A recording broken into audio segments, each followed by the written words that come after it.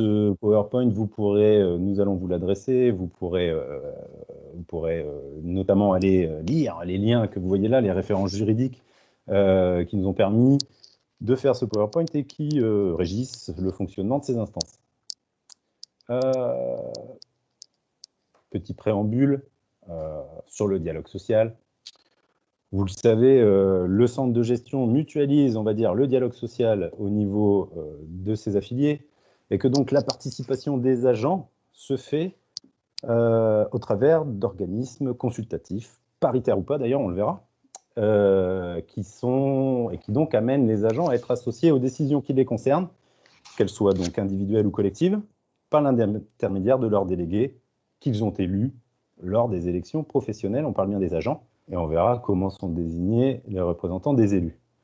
Dans l'absolu, au centre de gestion, il existe plusieurs instances, celles qui sont dédiées à rendre des décisions individuelles dans le secteur administratif, c'est-à-dire sur la carrière des agents, sur ce qu'elles sont, les CAP, les CCP et les conseils de discipline. Donc, ils vont rendre des avis notamment préalables aux décisions souvent défavorables que l'employeur pourrait prendre contre un agent. Ça va être un licenciement contre un contractuel, ça va être un refus de titularisation pour un fonctionnaire, et puis le conseil de discipline. Il y en a plein d'autres, hein, mais on y reviendra peut-être sur un autre webinaire. Et puis donc le conseil de discipline qui, lui, est amené à rendre des avis sur les sanctions que vous seriez amené ou que vous envisagez d'émettre, les plus graves, hein, évidemment, les sanctions les plus hautes, contre un fonctionnaire et même maintenant un contractuel. Il y a celle du secteur médical. Le comité médical. 2 mots, Marilène? Oui, ouais, le comité médical, donc c'est une instance qui n'est composée que de médecins auxquels les agents ne peuvent pas participer et qui va rendre donc des avis sur l'octroi de certains congés dont les agents peuvent disposer pour se soigner ou se rééduquer. Voilà. Essentiellement des pathologies qui sont issues, on va dire, de la vie civile, de la vie de tous les jours. Beaucoup de situations en cancérologie notamment. On va trouver aussi la commission de réforme. Donc la commission de réforme, c'est une instance qui a un volet, elle, paritaire. J'entends dans le sens paritaire le fait d'avoir un collège des représentants des élus et un collège des représentants des agents. À ces deux collèges sont adossés un troisième collège qui n'est composé que de médecins. Alors 2 médecins généralistes ainsi que un médecin spécialiste suppléant et 2 autres médecins spécialistes que nous faisons siéger. La commission de réforme, elle va plutôt statuer sur des situations qui sont liées directement avec le travail, dans le sens où voilà, le problème de santé qui apparaît est issu du travail. Donc, on va retrouver là-dedans les accidents de service, mais aussi les maladies professionnelles. Ok. Et donc là, on est bien d'accord, ce sont les instances qui vont rendre des décisions individuelles sur le cas individuel d'un agent nommément désigné. Et puis donc, il y a les décisions collectives qu'on va voir aujourd'hui, qui sont donc soumises à avis préalable, soit du comité technique, soit du CHSCT, et on va y revenir évidemment plus en détail. Et je vous propose d'ailleurs de rentrer directement dans le vif du sujet avec donc le rôle du CT et du CHSCT et leur future évolution, sachant que donc, au sein du centre de gestion, il y a ce qu'on appelle le comité technique intercommunal ou départemental, selon certains centres de gestion, qui est donc l'organisme consultatif qui regroupe toutes les collectivités affiliées au centre de gestion qui ont dans leurs effectifs moins de 50 agents, puisque les collectivités qui ont plus de 50 agents ont en leur sein leur propre comité technique, leur propre CHSCT. Donc évidemment, tout ce que je vais vous dire, tout ce qu'on va vous dire sur les compétences, le rôle du CT et du CHSCT s'applique évidemment si vous êtes une collectivité de plus de 50, mais là, nous, on va faire un focus sur nos propres instances, mais évidemment, sur les compétences, ce sont les mêmes, sur les avis et autres. Alors, donc, je précise, Julien, que parmi les membres de cette réunion, il y a des représentants de collectivités qui ont plus de 50 agents. Donc, je pense que la partie qui pourra notamment les intéresser portera sur les motifs de saisine potentiellement et les sujets qu'ils peuvent mettre à l'ordre du jour de leurs propres instances. Tout à fait. Et nous les saluons.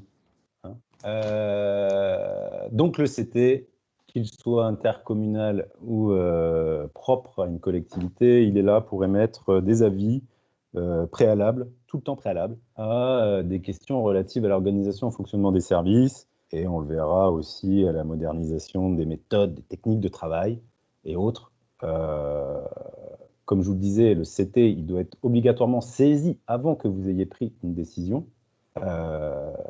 puisque dans le cas contraire, on le verra tout à l'heure, ça pose un problème de procédure. C'est le cas du CT, ça sera le cas aussi du CHSCT.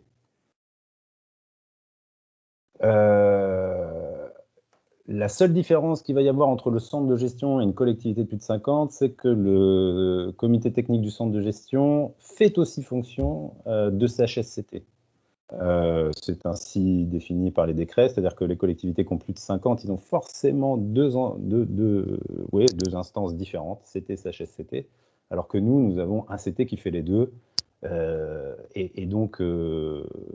Mais nous avons créé, j'allais dire, deux instances bien distinctes, sachant que notre CHSCT est en fait une commission ad hoc, on dira, du CT, et on l'a appelé CHSCT, on va dire, pour plus de lisibilité et de facilité pour vous. Et dans certains cas, le CT va bénéficier du concours du CHSCT dans des matières qui relèvent de sa compétence. Je pense notamment au règlement intérieur et autres, mais tu me rattrapes si je dis des bêtises, Marie-Hélène. Mais en gros, voilà comment ça s'articule chez nous. De toute façon, pour la partie des règles... Pardon. Pour la partie des règlements intérieurs, vous, collectivité, vous saisissez le CT et une jonction est faite entre le secrétariat administratif du comité technique et le secrétariat administratif du CHSCT, et tout ce qui arrive au CT qui pourrait concerner le CHSCT est automatiquement relayé en interne. Tout à fait. Donc, du coup, Marie-Hélène, sur le rôle du CHSCT, qu'est-ce qu'il fait le CHSCT? Éclaire-nous un peu. Alors, c'est assez simple dans le sens où son appellation est, je trouve, assez claire. C'est-à-dire que, comme disait Julien, alors c'est une instance, bien sûr, de consultation, mais aujourd'hui, dans le cadre du dialogue social, c'est aussi une instance de concertation qui va statuer sur toutes les questions en lien avec la santé, la sécurité et les conditions de travail.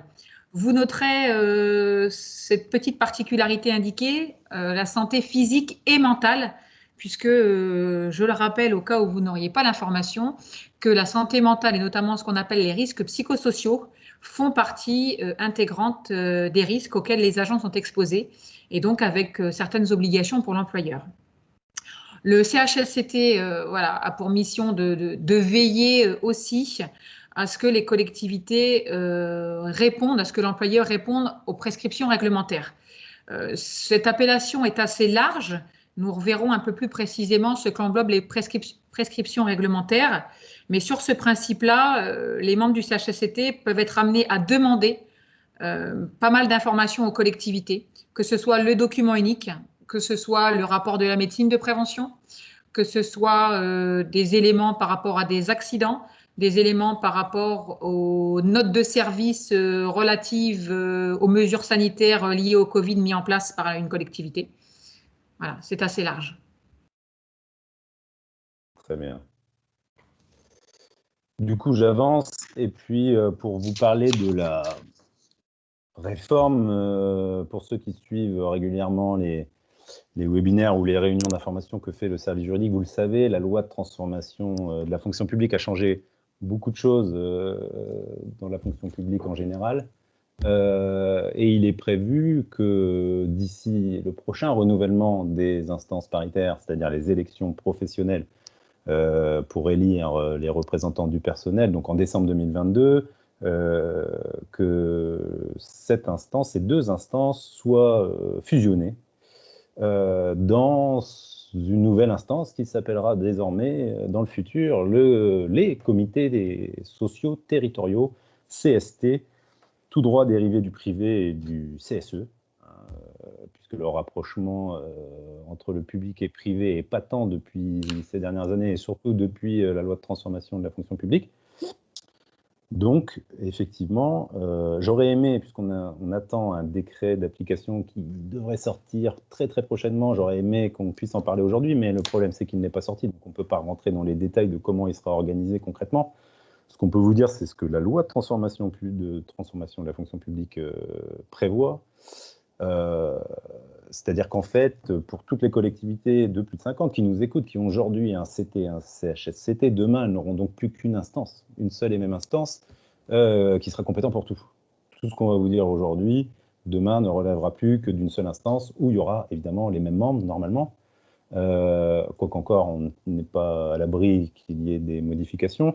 La seule chose qui va rester, on va dire, qui permettrait de scinder les deux instances, ou du moins de garder ces deux instances-là, c'est pour les plus grosses collectivités, c'est-à-dire celles qui ont au moins 200 agents, qui pourront, hein. Je ne crois pas que ça soit une obligation, Marie-Hélène, je ne sais pas si je dis des bêtises, si Pour le c'est peu ou doivent. Pour le secteur du privé, c'est une possibilité. Alors, il faudrait que je vais vérifier ça tout de suite après. Mais en tout cas, pour ceux qui ont 200 agents, il y aura la possibilité d'avoir toujours deux instances, un CST, et puis donc une, je ne sais pas comment ils ont appelé ça, voilà, c'est une formation spécialisée en matière de santé et de sécurité de conditions de travail. C'est en gros un CHSCT, quoi, hein, mais qui n'en aura plus forcément le nom. Au sein donc des plus grosses collectivités. Et pour ceux qui ont moins de 200 agents, il sera possible de créer cette formation, s'ils le souhaitent, dans des cas où il y a des risques professionnels, peut-être pour un service technique, ou je ne sais pas dans quelle situation, mais ça paraît être une des solutions, en tout cas un des cas qu'on peut envisager. Cette formation spéciale, un peu comme le CHSCT aujourd'hui, il aura une compétence dédiée, c'est-à-dire que si vous avez qu'un CSE, ce CSE sera compétent pour ce que je vais vous dire là. Si vous avez les deux, c'est donc cette formation spécialisée qui sera donc compétente en matière de protection de la santé physique et mentale, l'hygiène, la sécurité des agents dans leur travail, l'organisation du travail, le télétravail, qui ne sera donc plus de la compétence du CT, mais de cette formation, les enjeux liés à la déconnexion et au dispositif de régulation de l'utilisation des outils numériques à l'amélioration des conditions de travail. Je ne sais pas si tu as des choses à dire là-dessus, Marie-Hélène. Alors, sur cette formation spécialisée dans le secteur privé, elle est obligatoire. Dans la fonction publique, elle le sera pour les plus de 200. Bon, il y aura quand même cette possibilité pour les moins de 200. Aujourd'hui, je ne pense pas que beaucoup de collectivités ayant moins de 200 agents envisagent de créer cette formation spécialisée. Mais disons qu'aujourd'hui, on change l'appellation, mais on garde dans la majeure partie les missions qui étaient déjà dédiées au CHSCT. C'est juste un changement d'appellation et cette formation sera une émanation quelque part du CST. Mais comme aujourd'hui, le CHSCT départemental est une émanation du comité technique. Ouais, alors entre deux, j'ai rouvert la... La question qui se pose pour les collectivités qui ont moins de 200 agents sur le département, et vous pouvez peut-être vous poser la question pour les gens qui sont connectés, c'est de savoir si le centre de gestion disposera de cette formation spécialisée.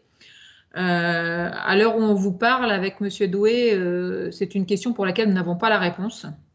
Et nous n'avons pas encore sollicité ni la présidence, ni le bureau, ni le conseil d'administration sur cette question, de savoir si nous disposerons pour les petites collectivités, si j'ose dire, de cette formation. J'allais te dire, moi, entre deux, j'ai rouvert la loi de 84 et l'article 32-1 de cette loi qui donc parle de cette formation, dit bien que dans les collectivités employant 200 agents au moins, est obligatoire. Institué. Donc, est institué, c'est pas peu, c'est pas doit, c'est est. Donc, il y aura forcément une formation spécialisée en matière de santé et de sécurité dans les collectivités. Alors après, pour revenir à ce qu'a dit Marie-Hélène, je pense, je ne vois pas pourquoi on ne continuerait pas sur le même schéma qu'aujourd'hui, mais bon, effectivement, chaque chose en son temps. Déjà, on ne sait pas où on sera en décembre 2022 et si on sera vacciné ou pas. Bon, bref. Donc voilà, en tout cas, ce qu'on pouvait vous dire sur cette future instance, donc issue de la loi de transformation de la fonction publique. J'enchaîne, je vois qu'il n'y a pas de questions. N'hésitez pas à lever la main ou à poser vos questions via le chat si vous en avez. C'est sans doute très clair. c'est certain. Sur la composition du CT et du CHSCT, donc au sein du centre de gestion, pour en revenir à nous, le nombre de représentants a été fixé par une délibération lors des dernières élections, par d'ailleurs, je crois qu'il y a plusieurs délibérations, du conseil d'administration, après consultation des OS, et sachant que les effectifs qui avaient été relevés étaient, donc vous le voyez, de 5121 agents exactement. On parle bien là des effectifs, attention, des collectivités affiliées au centre de gestion de moins de 50 agents. Et ça ne prend pas en compte, évidemment, ceux qui en ont plus de 50, puisque si on rajoute ceux qui ont plus de 50, on arrive aux alentours de 8500 fonctionnaires, plus les contractuels, un bon 11 000. Donc là, on parle vraiment des agents qui vont être concernés par les avis que vont rendre le CTI, donc un peu plus de 5000 agents. Et le nombre de représentants a aussi été fixé par cette délibération. Donc que ce soit au CT ou au CHSCT, ils sont 14, 7, j'allais dire de chaque côté, 7 représentants des collectivités, 7 représentants du personnel, plus les suppléants, évidemment, puisque chacun a un suppléant. Et donc, ils sont amenés, évidemment, oui, depuis le dernier renouvellement, effectivement, les représentants des collectivités sont les mêmes dans les deux instances, ce qui n'était pas forcément le cas avant. Et que donc, les représentants du personnel, eux, qui siègent en CT, évidemment, sont issus des résultats des élections professionnelles qui sont intervenues en 2018. Où la CGT est arrivée majoritaire et occupe, je crois, 3 sièges sur les 7. Et on pourra dénombrer aussi Force ouvrière, la CFTC, la CFDT et le SNUTER FSU, si je ne dis pas de bêtises, qui ont chacun un siège. Et donc, ils sont amenés à siéger, à rendre des avis sur les saisines que vous faites, que ce soit au CT ou au CHSCT. Est-ce que j'ai passé quelque chose? Non. Alors, petit retour. Le centre de gestion a fait le choix d'avoir les mêmes représentants élus dans les deux instances, de façon à ce que les élus aient une vue d'ensemble des situations, mais aussi pour avoir une disponibilité un peu plus facile de nos élus qui parfois sont en activité ou pris sur d'autres activités et qui ne sont malheureusement pas toujours disponibles ou autant que l'on souhaiterait.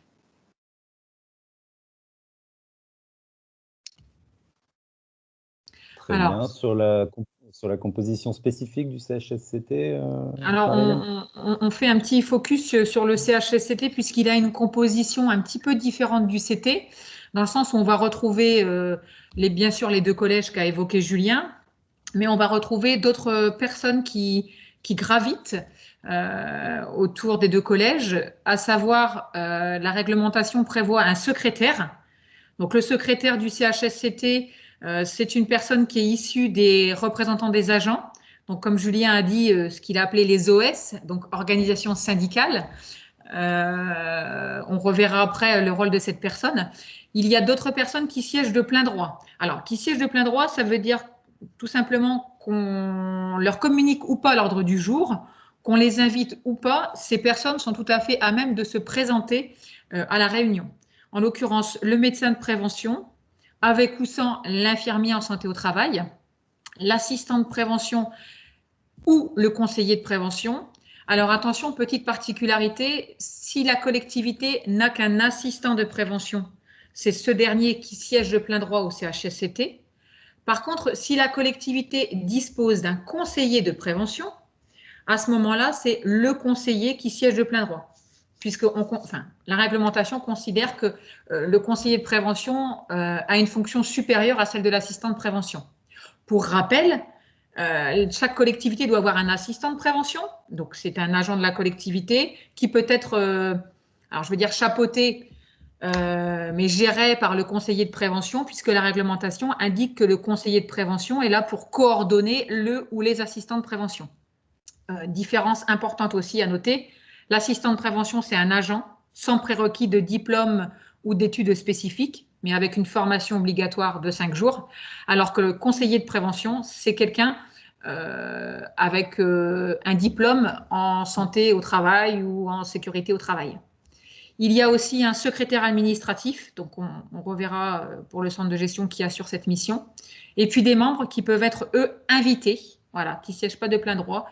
En l'occurrence, l'inspecteur de la fonction publique, qui s'appelle ACFI, donc agent chargé des fonctions d'inspection, des experts et des personnes qualifiées.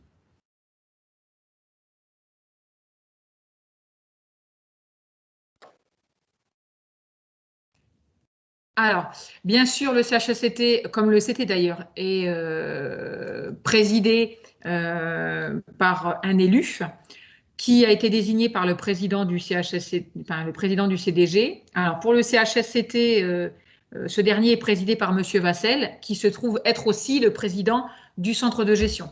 Mais il aurait pu être décidé que la présidence soit octroyée à un autre élu. Le président, sa mission, alors surtout en CHSCT, c'est d'assurer le respect des règles de courtoisie, dirons-nous, et la prise de parole et le maintien ou la tenue de l'ordre du jour. Le secrétaire du CHSCT, comme je le disais, c'est quelqu'un qui a un rôle important parce que finalement, il va venir s'accoler un petit peu au président du CHSCT, puisqu'on a la réglementation prévoit qu'il soit en veille entre les réunions et qu'il participe à l'établissement de l'ordre du jour. Il a aussi un rôle de s'assurer du bon déroulement et des transcriptions des propos, puisqu'il signe le procès-verbal au même titre que le président. Il faut savoir que pour le CHSCT départemental, le choix est fait d'avoir un secrétaire désigné pour une année. Ça fait partie des règles de fonctionnement établies dans le règlement intérieur de l'instance. Cette année, par exemple, 2021, le secrétaire de l'instance est assuré par un représentant du syndicat Force ouvrière en la personne de Madame l'Empereur Picot.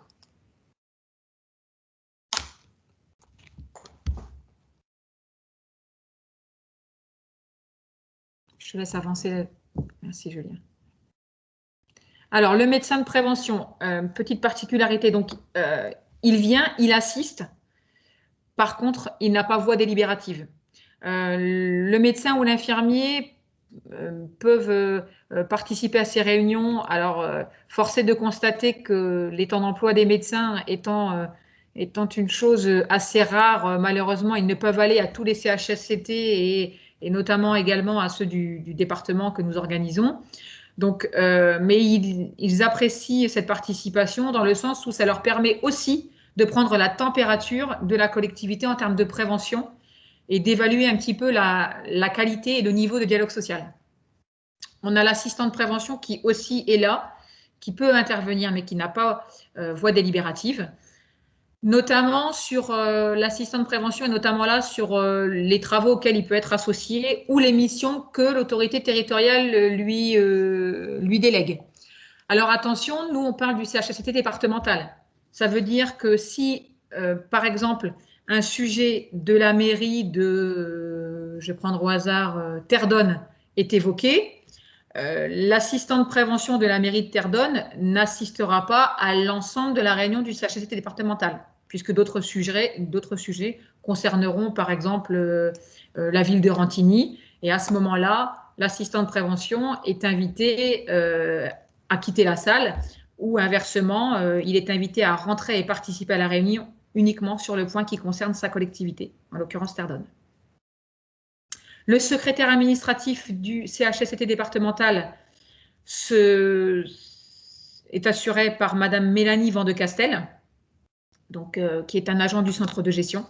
Elle assiste à toutes les réunions pour assurer la rédaction, le premier niveau de rédaction du procès-verbal, mais aussi pour les échanges qui doivent intervenir après la réunion de CHSCT ou avant la réunion suivante.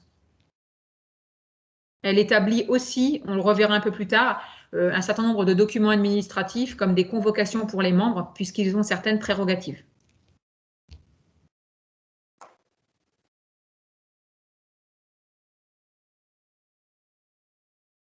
L'ACFI, donc comme je vous disais, c'est l'inspecteur de la fonction publique, puisque l'inspection du travail n'est pas forcément compétente, n'est pas compétente dans notre domaine, à parté pour les apprentis. Alors l'ACFI, il peut y assister, il ne vient pas forcément, ça va dépendre des sujets et puis des retours dont il a disposé lui par rapport à la collectivité ou des sollicitations d'agents qu'il a pu avoir. J'ai tenu à vous indiquer la petite phrase qui est intéressante, à savoir que l'ACFI est consulté sur la teneur de tous les documents se rattachant à sa mission, et notamment les règlements et les consignes que l'autorité territoriale envisage de prendre en termes de santé, sécurité et de conditions de travail. Ça, c'est parfois un point que les collectivités oublient et qui, malheureusement, parfois est dommageable dans le sens où cette ACFI va être garant quelque part de la réglementation et parfois du bien fondé de la mesure envisagée. On va noter aussi les experts. Alors ça, c'est une possibilité réglementaire. Aujourd'hui, nous, pour le CHSCT départemental, c'est un axe pour lequel nous n'avons pas encore exploré cette possibilité.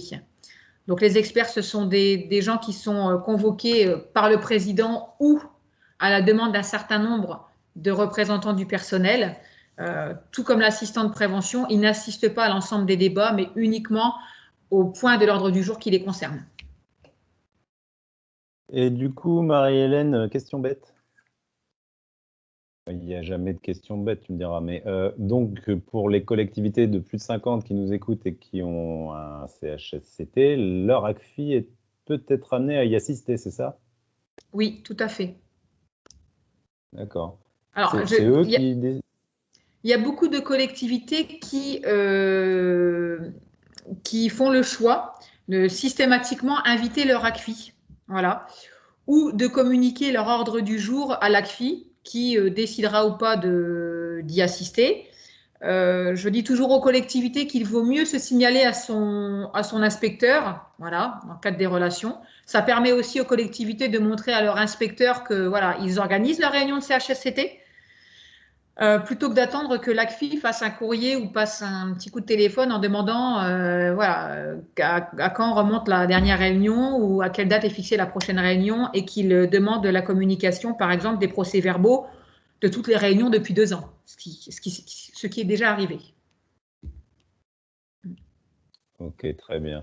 Alors nous, pour le CHSCT départemental, nous avons la chance puisque nous convions, nous informons les 2 ACFI du département qui peuvent, voilà, selon leur agenda et les sujets à l'ordre du jour, y participer ou faire des remarques en amont.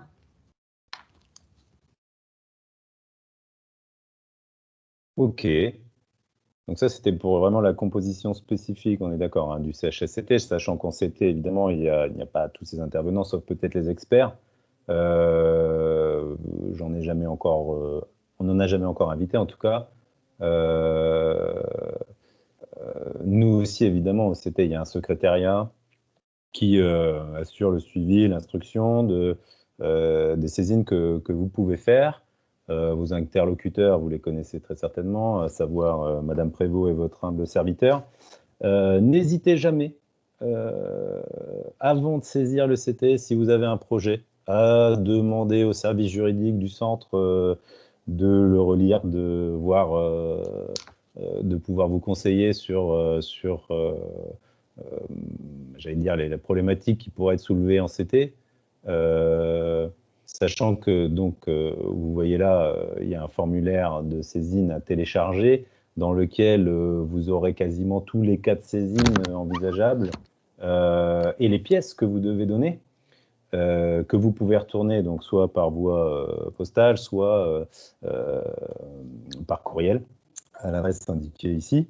Il faut savoir que bientôt, nous allons disposer d'un nouvel outil, d'un nouveau site internet qui est en cours de construction et notamment qui permettra donc via un nouveau logiciel que nous avons acquis aux collectivités de pouvoir aussi bien consulter la carrière de leurs agents, ce qui n'est plus possible depuis quelques années, mais aussi de saisir directement les instances en ligne, et que donc à partir d'un certain moment, je ne sais pas dans quel délai nous serons en mesure d'être prêts, mais en tout cas, je l'espère d'ici la rentrée prochaine, voire le tout début d'année prochaine, en ce qui concerne le CT, les CAP et les CCP, toute la saisine, et même pour les promotions internes de l'année prochaine, de 2022, tout sera dématérialisé. Tout se passera en ligne. Nous n'accepterons plus de saisine par voie postale ou par mail, mais uniquement via cet outil, via notre site internet. Donc, ça, c'est une nouveauté. Le nouveau site, en tout cas, je vous l'ai dit, est en cours de développement. Ça, c'est pour le comité donc, technique. Et pour le CHCT, je te redonne la parole, Marie-Hélène. Il y a un petit décalage entre chez toi et chez moi sur le défilé du PowerPoint. Ah. C'est parce que je suis plus éloignée que toi, peut-être. C'est ça, tu n'as pas la fibre. Dans la campagne, on n'a pas forcément toujours les mêmes outils. Donc, je vous disais que pour le CHSCT, le secrétaire administratif, parce que c'est écrit dans la réglementation, hein, cette appellation de secrétaire administratif, c'est imposé dans la partie CHSCT. Donc, c'est Madame Van de Castel. Par contre, tout ce qui est instruction des saisines, en l'occurrence, c'est moi. Donc, Mélanie réceptionne, porte à l'ordre du jour. Je regarde systématiquement tous les éléments qui sont portés à l'ordre du jour font l'objet d'une première lecture de ma part.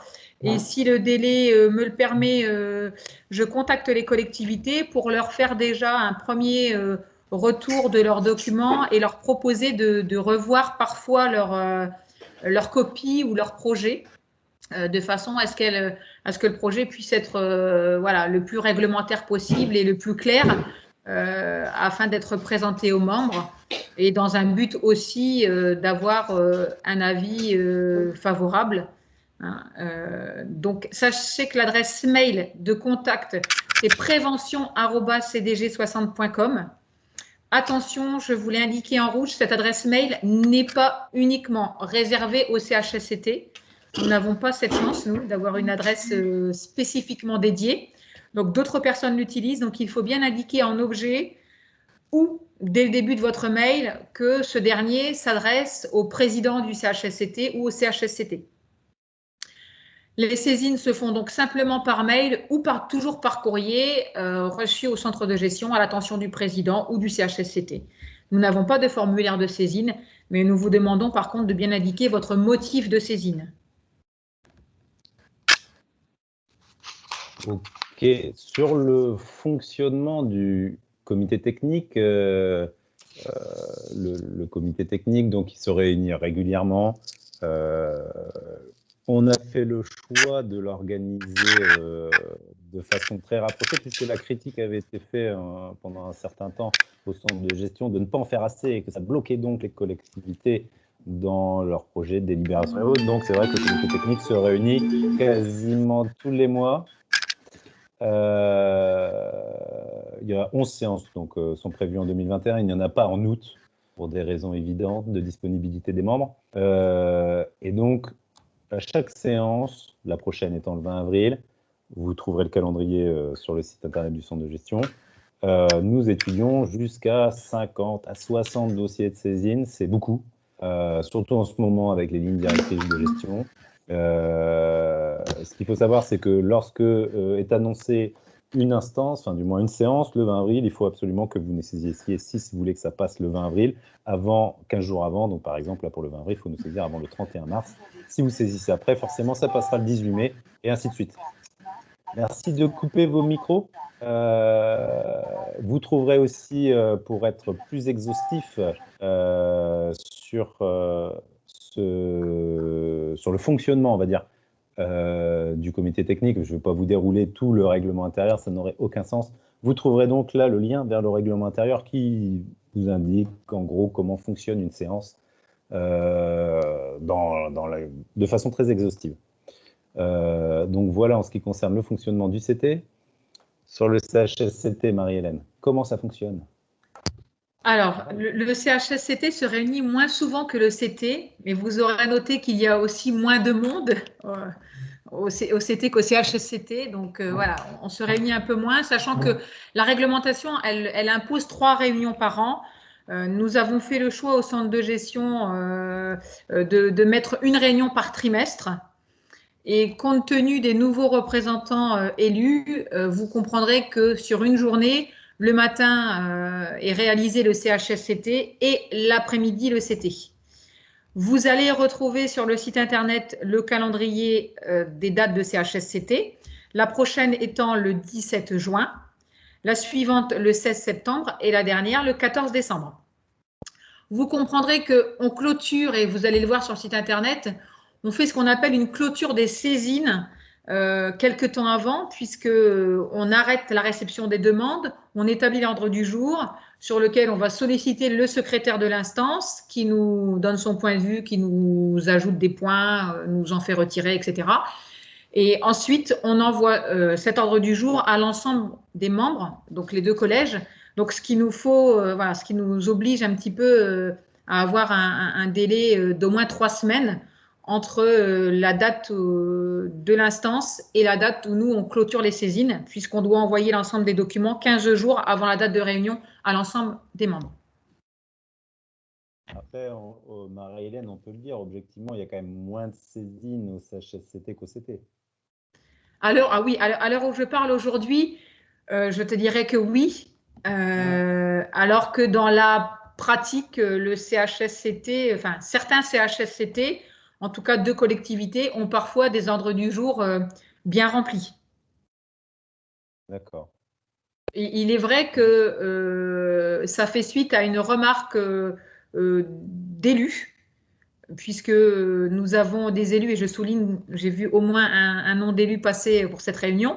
Je souligne que nos nouveaux représentants élus ont bénéficié d'une formation d'une journée assurée par Monsieur Emo de la prévention, de façon à ce qu'on puisse avoir un langage commun entre les représentants agents et les représentants élus dans l'instance. Et à ce moment-là, les élus nous ont signalé découvrir quelque part que le CHSCT devait être saisi pour beaucoup de sujets, d'où la réunion d'aujourd'hui. Je crois qu'effectivement, c'était bien de faire ce petit webinaire. Du coup, sur les autorisations d'absence des membres, juste peut-être pour commencer, vous savez que pas ceux d'entre vous, en tout cas les membres élus, les représentants du personnel ont des ASA, ce qu'on appelle les autorisations spéciales d'absence, pour se rendre dans les instances. Donc, si peut-être vous y êtes confronté, en tout cas vous avez la chance d'avoir des représentants du personnel dans vos effectifs, eh bien ils vont être convoqués par le centre de gestion et sur simple présentation de leur convocation et même pour leurs suppléants, pour les suppléants du document qui les informe de la séance, ils ont le droit bien de s'absenter le jour de la réunion pour venir siéger à cette instance et ils ont même le droit à un temps équivalent pour la préparer. Ce qui explique qu'on ferme les ordres du jour 15 jours avant, puisqu'évidemment, on va devoir envoyer l'intégralité du dossier aux représentants pour qu'ils le préparent. Puisque la moindre des choses, c'est quand même de lire et de préparer du moins les dossiers et de venir et de pouvoir en débattre entre les 2 collèges dans les instances. Donc voilà, ils ont des autorisations d'absence, ça concerne toutes les instances et il y a des autorisations d'absence donc spécifiques pour les membres du CHSCT et c'est là où je te repasse la parole, Marie-Hélène. Alors, c'est vrai que les membres du CHSCT bénéficient, si j'ose dire, d'un contingent, alors c'est assez récent, bénéficient d'un contingent annuel qui est fixé en fonction du nombre d'agents qui définit le périmètre du CT-CHSCT. Julien vous a dit en début de réunion qu'il y avait un peu plus de 5000 agents concernés. Donc, par rapport à ce montant-là, ça correspond à 11 jours par an par membre. Alors, je dis bien par membre, on parle des représentants titulaires et des représentants suppléants sur le collège du personnel, c'est-à-dire les organisations syndicales. La réglementation ne fixe rien pour le collège des représentants des élus, considérant que les élus étant de principe disponibles. Il existe 3 jours supplémentaires pour le secrétaire du CHSCT puisqu'il peut avoir des recherches, des contacts et des analyses de documentaires en plus. Ça, c'est ce contingent. Il faut savoir de 11 jours. Il faut savoir qu'en plus de ce contingent de 11 jours, un représentant titulaire ou suppléant du CHSCT dispose d'un droit de s'absenter de sa collectivité de façon illimitée. C'est ce qui s'appelle de façon non contingentée, mais moi j'appelle ça de façon illimitée, pour bien sûr venir aux réunions du CHSCT, alors une par trimestre pour nous, pour participer aux enquêtes, pour participer aux visites de sites, mais aussi pour faire des recherches sur des mesures de prévention à mettre en place sur des situations rencontrées. Donc, ce qui veut dire que voilà, les agents qui ont une convocation établie par le secrétariat administratif, en l'occurrence Madame Van de Castel dans mon équipe, peuvent s'absenter régulièrement. À titre d'exemple, alors on reverra un petit peu après les visites de sites, mais à titre d'exemple, pour ce premier semestre 2021, a été fixé 8 visites de collectivités. Voilà, ce qui vous laisse, imaginer peut-être le niveau d'absence que cela peut représenter. Mais c'est réglementaire, ça fait partie de leur champ des moyens en tant que membre du CHSCT. Toutes les collectivités sont concernées sur ce principe-là.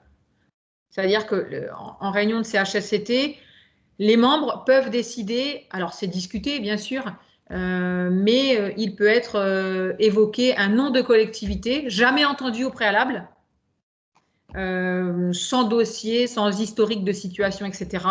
Et les membres peuvent de droit aller faire cette visite de locaux.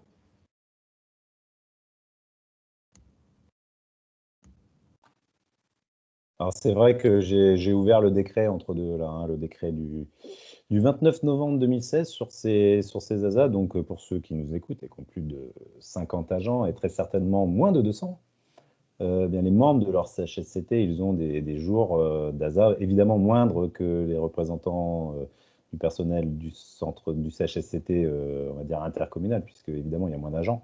Mais si vous avez 199 agents, de 0 à 199, en fait, les membres ont forcément 2 jours par an et le secrétaire désigné 2 jours et demi.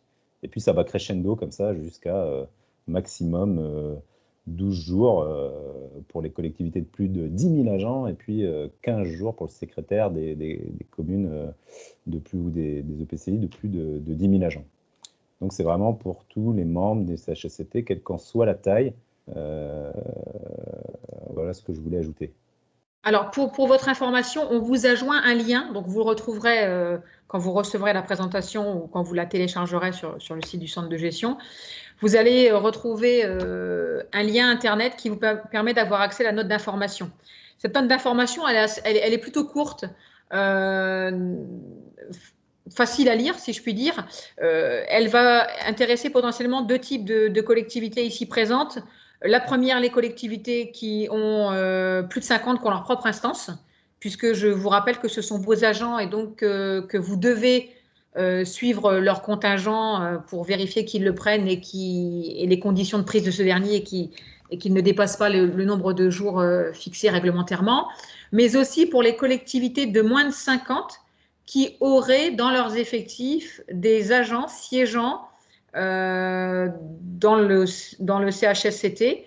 Ça vous permet de pouvoir suivre le contingent que vos agents vont vous demander, puisque cette demande de jour est effectuée directement auprès de l'employeur et non pas par le centre de gestion. Je vous dis ça puisque voilà, une collectivité a souhaité connaître les modalités du contingent pour voilà, vérifier l'utilisation de son représentant de CHSCT. Ouais, enfin, on est bien d'accord quand même que ces ASA-là servent, si je lis la note que tu as mis en lien, là, tu dis courte, qui fait quand même 10 pages. Oui. On voit quand même que ça ne concerne que les enquêtes, les visites de sites et recherche de mesures préventives en cas d'urgence. Donc, pour la partie illimitée. Ouais. Pour la partie illimitée. Donc, mais on est d'accord que c'est illimité, mais que c'est lié à une convocation qu'aura générée le CHSCT, ou du moins une enquête décidée par le CHSCT, une visite ou Oui, quelque chose comme ça. oui, bien sûr. Bien sûr. On fait la convocation qu'on envoie aux membres et qui est chargé de communiquer à son employeur. Par contre, là où j'ai mis une vigilance pour les collectivités ici présentes qui ont des agents qui siègent dans les instances, notamment dans le CHSCT, c'est plutôt pour la partie des 11 jours de contingent. Où là, Oui. pour les 11 jours de contingent, le CHSCT départemental que nous sommes ne fera pas de convocation. Ça veut dire que un membre du CHSCT peut aller voir la secrétaire de mairie s'il n'y a pas de service ressources humaines en disant eh ben moi voilà j'ai un contingent de 11 jours et puis dans 15 jours il y a alors en ce moment non avec le Covid mais il y a un colloque prévention à Lille qui s'appelle Préventica et je souhaite y aller sur une journée. À ce moment-là, ça fait partie des possibilités des 11 jours de contingent. Au même titre qu'en ce moment, il y a beaucoup de webinaires sur la prévention comme sur d'autres sujets. Un représentant peut demander à sa collectivité, ben voilà, moi je veux une demi-journée parce que dans le cadre de mon contingent membre du CHSCT, parce que je vais me documenter et assister à un webinaire sur la prévention. Ça, c'est sur la partie du contingent, Julien. Sur la partie du contingent des 11 jours, le membre du CHSCT sollicite directement son employeur, donc la mairie, pour prendre ses jours et s'absenter. Charge à la mairie de vérifier que voilà, on reste encore dans les 11 jours et qu'il n'en est pas à son 13e ou 14e jour. Après, si la collectivité le souhaite, elle est libre de le faire. Non, mais c'est vrai que je me rappelle que quand c'était sorti, on s'était posé la question de l'utilisation qu'on pouvait en faire. Et c'est vrai qu'on n'a pas forcément en tout cas, de cas, à part ce que tu viens de dire, effectivement, pour participer à des colloques ou voilà, d'idées de voilà, même peut-être ils s'en servent pour préparer les séances plus que leur article 18, je sais pas, enfin tu vois ce que je veux dire, au-delà du temps qu'ils ont pour par rapport à la convocation qu'ils ont. Oui, certains l'utilisent dans ce sens pour ils se réunissent et évoquent des situations. Oui. Ok. Tu as fini là-dessus? Tu voulais Oui. rajouter d'autres choses? Ok, alors on enchaîne direct avec la troisième partie et les compétences des CT et du CHSCT, où là on va essayer d'être exhaustif. Moi je n'ai pas réussi à l'être, je ne vous le cache pas, puisque il aurait fallu faire un PowerPoint colossal pour pouvoir lister l'intégralité des cas de saisine. J'ai essayé de faire les principaux. Puisque si vous regardez les textes, la loi notamment de 84, la loi de 84, alors attendez, bougez pas, je l'ai ouverte là, va vous dire qu'en gros, le CT est compétent évidemment dans certains cas, si je ne regarde pas la bonne loi, ça ne va pas aller. Où est-il? Article 33. Donc, ils connaissent des questions relatives à l'organisation, au fonctionnement des services, aux évolutions de l'administration, à l'accessibilité des services et à la qualité des services rendus, aux orientations, attention, les orientations stratégiques sur les politiques des ressources humaines, les lignes directrices de gestion, évidemment, les enjeux et les politiques d'égalité professionnelle et de lutte contre les discriminations, les orientations stratégiques en matière de politique indemnitaire et d'action sociale, et d'aide à la protection sociale complémentaire. Et enfin, celui que je vous ai listé tout à l'heure pour, on va dire, la future formation spécialisée, la protection de la santé mentale, télétravail et tout ça. Donc, une fois que je vous ai cité ça, bah, qu'est-ce qu'on met dedans? C'est quoi l'organisation? C'est quoi le fonctionnement des services? L'évolution de l'administration? Autant les lignes directrices, on comprend à peu près. Autant l'orientation stratégique en matière indemnitaire, ça devient déjà un peu plus nébuleux. Et donc voilà, qu'est-ce qu'on met dans ces rubriques? Et donc on va essayer de les lister. Donc je vous le redis, hein, le CT, il doit être consulté préalablement à toute décision définitive. Donc quand vous saisissez le CT, c'est forcément un projet. Si vous saisissez le CT d'une délibération qui est déjà votée, qui est déjà passée en préfecture et affichée, vous avez tout faux, il faut tout recommencer. En gros, je vous la fais courte, mais c'est comme ça qu'il faut voir les choses. Sur l'organisation des services, on va avoir plein de thèmes. Le plus gros contingent de saisine qu'on a, c'est évidemment sur la suppression, pas forcément des services, mais surtout des emplois. Mais lorsqu'une collectivité plus ou moins grosse va décider de supprimer un service, je ne sais pas pourquoi, mais pourquoi pas, ou de supprimer un emploi, elle devra toujours venir, avant de le faire, demander l'avis du comité technique, que ce soit un départ à la retraite qui ne serait pas remplacé, une fermeture de classe qui va voir supprimer les postes d'ATSEM. Et pour tout ce qui est modification du temps d'emploi, d'un emploi à temps non complet, que ce soit supérieur ou inférieur, en tout cas non, que ce soit supérieur à 10% vers le haut ou vers le bas. Je m'explique, on ne peut pas modifier, on ne peut pas réduire le temps d'emploi d'un 35 heures, d'un temps complet. Un temps complet, une fois qu'il a créé, il est à temps complet. Si vous n'en avez plus besoin, c'est forcément une suppression de poste. Donc, vous allez venir au comité technique et lui dire, voilà, je veux supprimer un temps complet pour en créer un à 28 heures. Donc, vous devez saisir le comité technique puisque c'est une suppression de poste. Si vous modifiez le temps d'emploi d'un temps non complet, c'est-à-dire de quelqu'un qui n'est pas à 35 heures. Imaginons quelqu'un qui est à 20 heures et vous voulez le baisser à 18 heures. On est d'accord que 10% de 20, ça fait 2. 18, ce n'est pas une suppression de poste. Vous n'avez pas à saisir le CT puisque ce n'est pas considéré comme une suppression de poste. Par contre, si vous faites de 20 à 17, c'est plus de 10%, c'est une suppression de poste. Même si l'agent qui est sur le poste, il est d'accord pour voir son temps d'emploi réduit, il faudra saisir le comité technique. Évidemment, si vous saisissez le comité technique et que vous ne mettez pas l'accord écrit de l'agent, vous aurez évidemment un avis défavorable une fois, et je peux même vous le dire, vous l'aurez même 2 fois, on le verra tout à l'heure. Donc pour tout ce qui est suppression d'emploi, quelle qu'en soit la cause, vous devrez, encore une fois, saisir le comité technique. Tout ce qui est lié à l'organisation, quand 2 syndicats vont fusionner, quand ils vont se dissoudre, quand vous allez transférer une compétence, quand vous allez reprendre en régie, j'en sais rien, une MJC, ou l'activité d'une association, lorsque vous allez changer l'organigramme parce que ça va résulter d'une réorganisation, vous devrez saisir le comité technique toujours avant de le faire.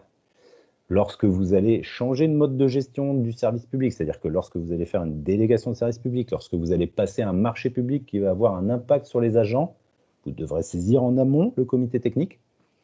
Lorsque vous allez, ça c'est connu, donc ça les collectivités le font, mais lorsque vous allez fixer les taux d'avancement de grade, du moins on peut se dire qu'aujourd'hui vous les avez tous fixés, mais si vous voulez les changer, eh bien vous devrez venir devant le comité technique pour dire, ben voilà, nous avons décidé de laisser, de fixer des taux d'avancement pour, j'en sais rien, moi, le rédacteur principal de deuxième classe à 50%. Qu'en pensez-vous? Vous aurez très certainement un avis défavorable des représentants du personnel, mais voilà, pour tout ce qui est taux d'avancement de grade, il faut évidemment saisir le comité technique. Aussi pour les critères d'appréciation de la valeur professionnelle, puisque vous le savez, je suis sûr que tous ceux qui m'écoutent le savent et le font, tous les ans, les agents doivent avoir un entretien professionnel sur la base duquel est établi un compte-rendu d'entretien professionnel, sur la base duquel lui est versé un CIA dans le cadre du RIFSEP, mais aussi lui permet d'avoir des promotions, que ce soit un avancement de grade ou une promotion interne. Eh bien, tous les critères d'appréciation de la valeur professionnelle que vous allez évaluer lors de cet entretien doivent être, en tout cas, soumis en amont au comité technique. Je n'ai pas pu tout lister, puisque je vous parlerai toute la journée, s'il fallait que je vous liste tous les cas dans ce cadre-là, mais en tout cas, ce sont les principaux cas. Ce qu'il faut bien comprendre, souvent, nous avons des syndicats qui fusionnent et puis qui nous disent, ah bah dis donc, la préfecture, en fait, juste avant de faire la fusion, nous a dit qu'il fallait qu'on saisisse le comité technique. Les gens, même certains services de l'État, ne sont pas forcément au fait de toutes les saisines que vous devez faire à un moment T. Je pense quand on est passé de la semaine d'école de 4 semaines et demie à 4 semaines. On a eu très peu de saisines au comité technique, alors que tous ceux, la plupart des collectivités sont passées à 4 jours. Personne n'a saisi le comité technique. Donc, potentiellement, bon, évidemment, personne ne s'en est plaint chez les agents, on peut le comprendre, mais n'importe qui aurait pu attaquer la réorganisation des services parce qu'il n'y avait pas d'avis du comité technique avant. Sur le fonctionnement des services, là, c'est pareil. Il va y avoir tout ce qui est relatif à l'aménagement du temps de travail et de ce qu'on appelle les cycles de travail. comme si vous voulez annualiser un temps de travail, il faudra venir avant solliciter l'avis du comité technique. Vous le savez peut-être aussi, pour ceux d'entre vous qui ne le respecteraient pas déjà, les 35 heures, en tout cas les 1607 heures, la loi de transformation de la fonction publique oblige dorénavant tout fonctionnaire, sauf exception exceptionnelle, comme dirait l'autre, de travailler 1607 heures par an, et oblige les employeurs qui ne seraient pas dans les clous à se remettre conformément à la réglementation assez rapidement, puisque vous avez, sauf erreur, jusqu'au mois de mai, voire juin 2021 pour redélibérer sur des cycles de travail pour rentrer dans les 1607 heures. Donc en gros, ceux qui ont la journée du président, la journée du maire, en plus des congés, qui ont les fêtes de je sais pas quoi, qui ont la 6e semaine de congés payés, tout ça n'est plus légal à compter. En tout cas, ça doit rentrer en vigueur au 1er janvier 2022. Donc, saisine du comité technique quand vous allez vouloir changer le cycle de travail. Mais ça peut être très bien une collectivité qui était à 39 heures et qui veut passer à 37 heures.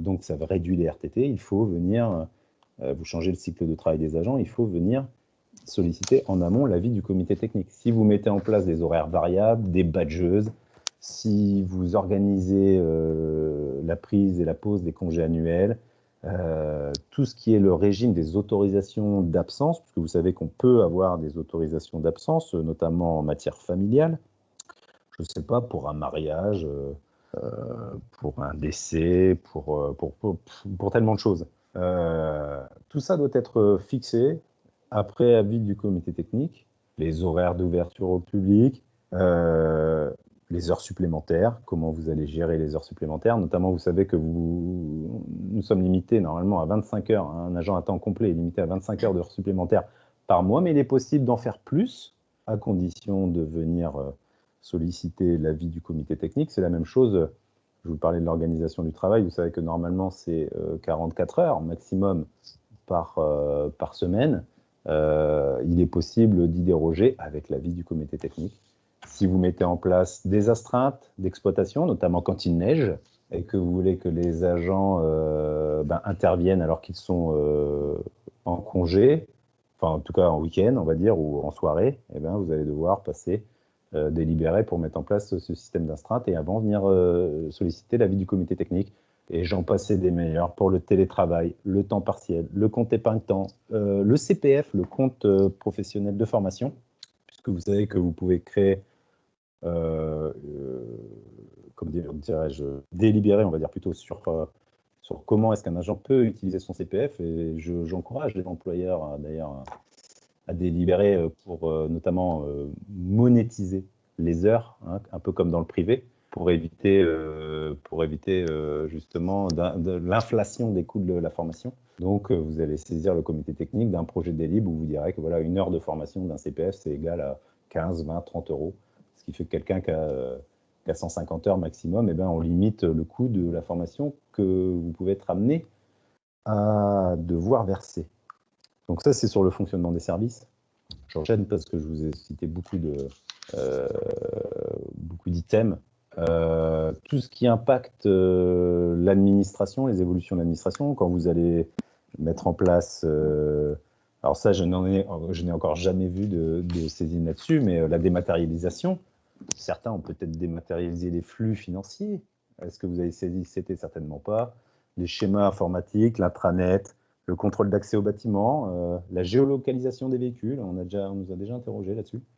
Et puis, en ce qui concerne la politique indemnitaire en tant que telle, évidemment, quand vous allez mettre en place le RIFSEP ou un régime indemnitaire pour la police municipale, par exemple, ou que vous allez le modifier, vous allez venir solliciter l'avis du comité technique. Lorsque vous souhaiterez instaurer une prime d'intéressement collectif, je ne sais pas si vous savez ce que c'est, j'en ai rarement vu, mais c'est une prime d'équipe, en fait, hein, qui permet de féliciter, on va dire, ou le mérite d'une équipe entière, ou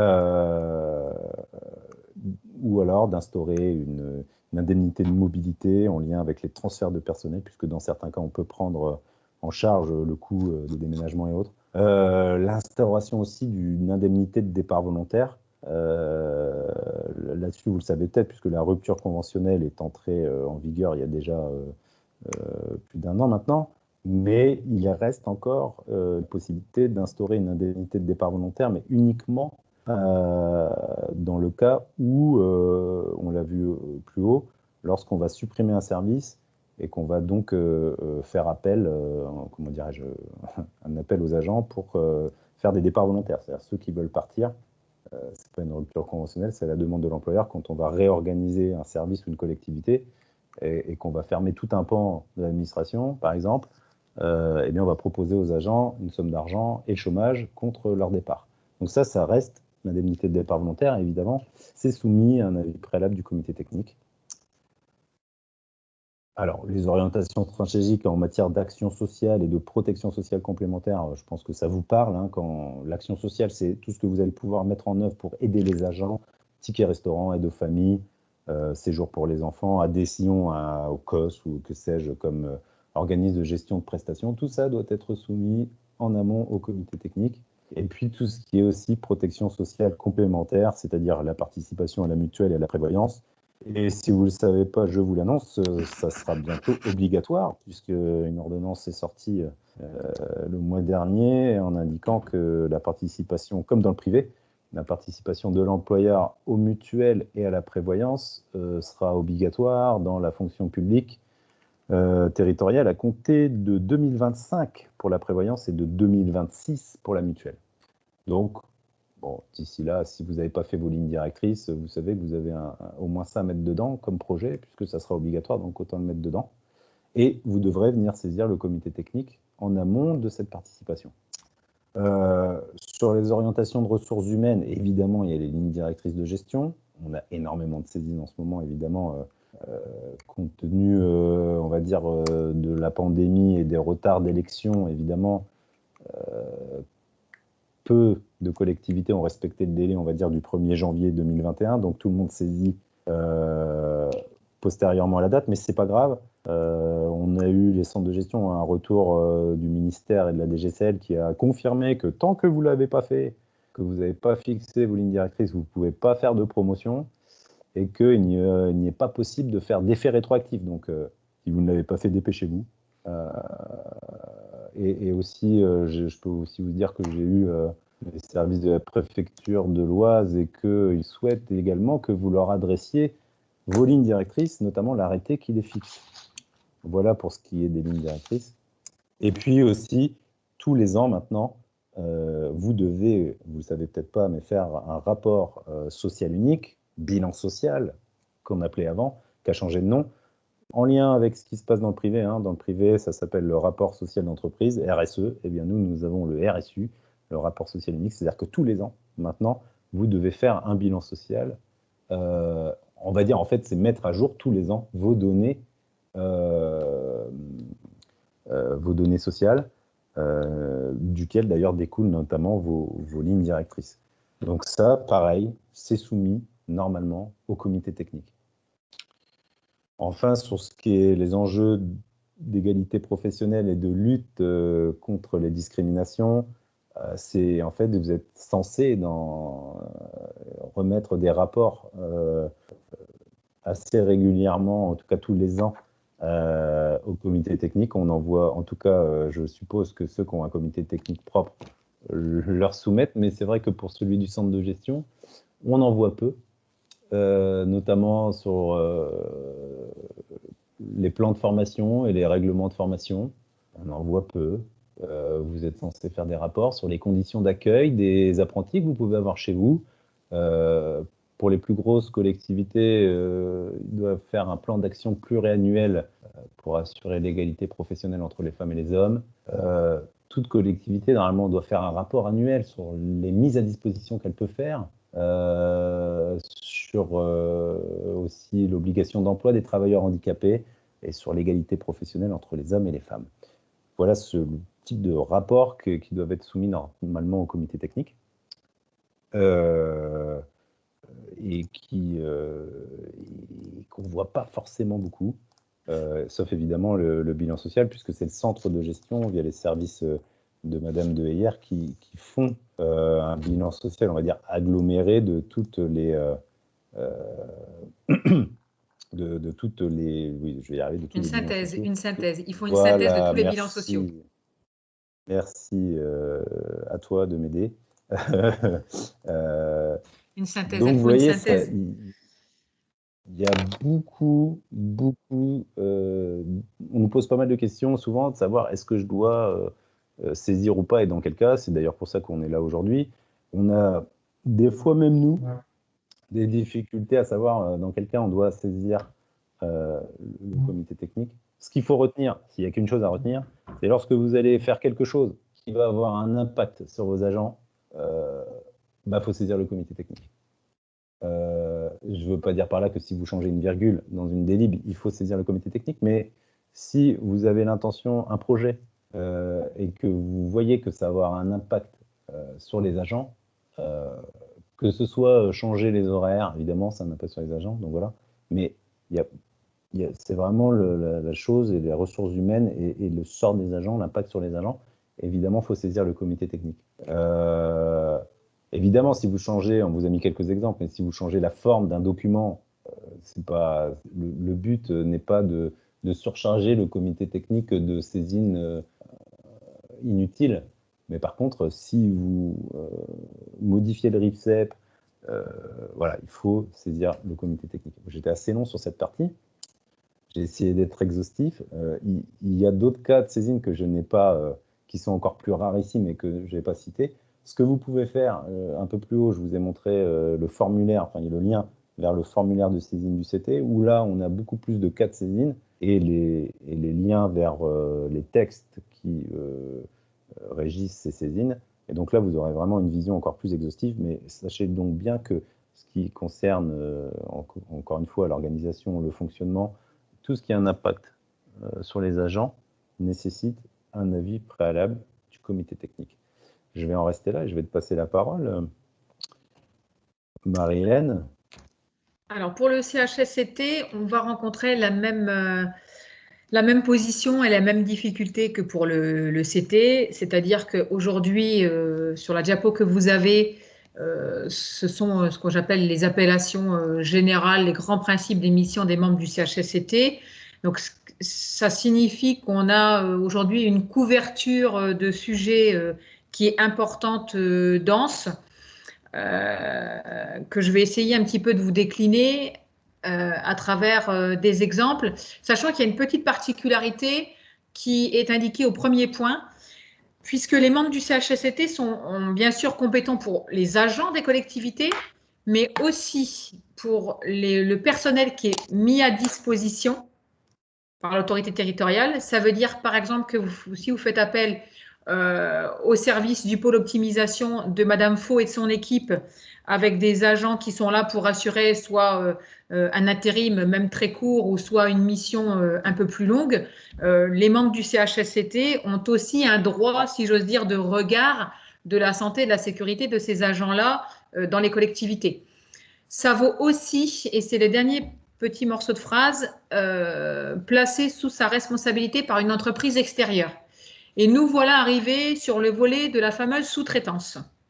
Même principe que le privé, la même logique, c'est-à-dire que voilà, les sociétés privées ont fait appel à des entreprises prestataires, alors, historiquement pour des activités spécifiques en termes de technicité, après pour des activités qui étaient très accidentogènes, si j'ose dire, et pour ne pas déclarer les accidents pour l'entreprise, mais plutôt sur le compte de notre entreprise. Il y a donc eu des obligations qui ont été mises en place par rapport à ça. Et la réglementation, aujourd'hui, elle considère, c'est un principe qui est facile à comprendre, la réglementation, elle considère que quand on fait appel à quelqu'un, que ce soit une entreprise extérieure ou que ce soit une collectivité, parce qu'une autre collectivité, que ce soit une autre commune ou le PCI, est considérée comme une entreprise extérieure. C'est-à-dire que c'est quelqu'un qui va venir dans les locaux de la collectivité ou sur le territoire de la collectivité, dans les rues, etc., pour faire une activité et que la réalisation de cette activité entraîne ce qu'on appelle un risque lié à la coactivité. Alors, coactivité, ça veut dire qu'on peut avoir un agent communal qui, cet après-midi-là, est dans une rue en train d'assurer l'entretien de la voirie ou le désherbage. Et une entreprise que monsieur le maire a sollicité peut venir ce même jour, dans cette même rue, effectuer des travaux, par exemple, sur une ligne, voilà, sur une ligne électrique. Donc ça, c'est ce qu'on appelle de la coactivité. Et donc, les membres du CHSCT ont un droit de regard là-dessus depuis quelques années. Alors, c'est quand même assez récent. Mais c'est un point qui n'est pas à négliger. On a aussi dans l'émission du CHSCT la partie amélioration des conditions de travail, notamment... oui, pardon. Notamment sur les questions de l'accès des femmes à tous les emplois et aussi pour répondre, alors c'est écrit comme ça, hein, pour répondre à des problèmes liés à la maternité. On va retrouver le dernier point dans l'émission des membres du CHSCT, donc l'observation des prescriptions légales en matière d'hygiène et de sécurité au travail. Je prends un exemple. Dans chaque collectivité doit exister un registre de santé-sécurité qui est à disposition du personnel, dans lequel les agents peuvent indiquer des choses. Par exemple, que ça fait 4 fois que l'agent technique a demandé le renouvellement de sa paire de chaussures. Voilà, il l'a demandé, il n'a toujours rien. Donc, l'agent, il est tout à fait légitime à demander le registre et à l'indiquer dans ce registre-là. Et la collectivité, dès qu'il y a inscription de quelque chose sur ce registre, doit en informer. Donc, souvent, c'est un scan qui nous est fait, doit scanner cette partie-là et nous en informer pour que ce soit mis à l'ordre du jour du CHSCT. C'est une chose qu'on retrouve beaucoup dans les collectivités qui ont leurs propres instances. De façon systématique, à l'ordre du jour, on a un point sur les registres. Nous, à échelle départementale, rares sont les collectivités qui nous informent des éléments qui sont inscrits dans leur registre.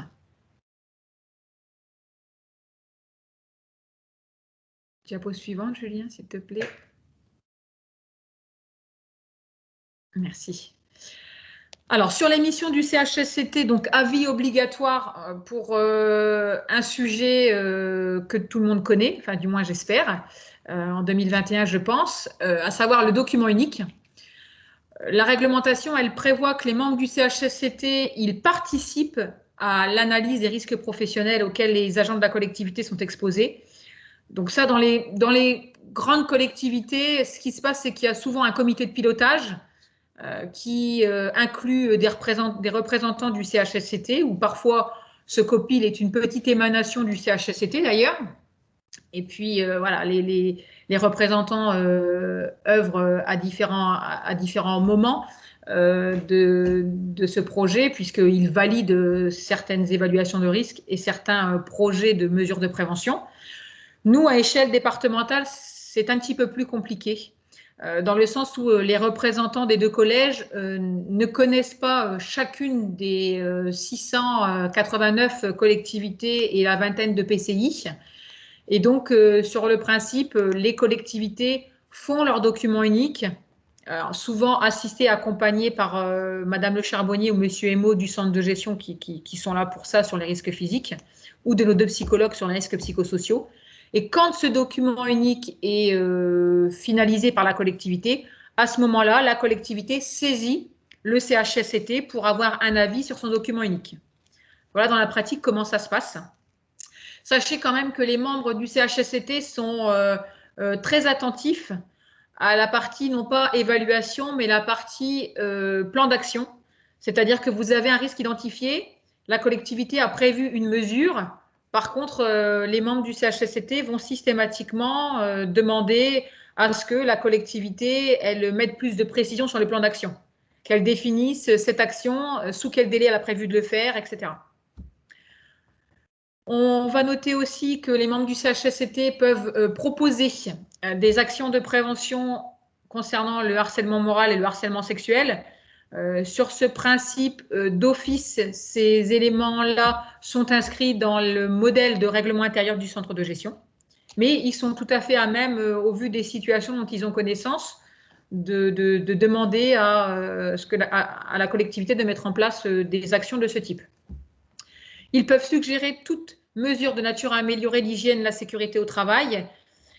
J'ai vu des collectivités qui sont connectées pour ce webinaire et qui ont déjà eu le bonheur ou la surprise d'avoir un procès-verbal du CHSCT concernant une situation d'un ou de plusieurs de leurs agents. Voilà.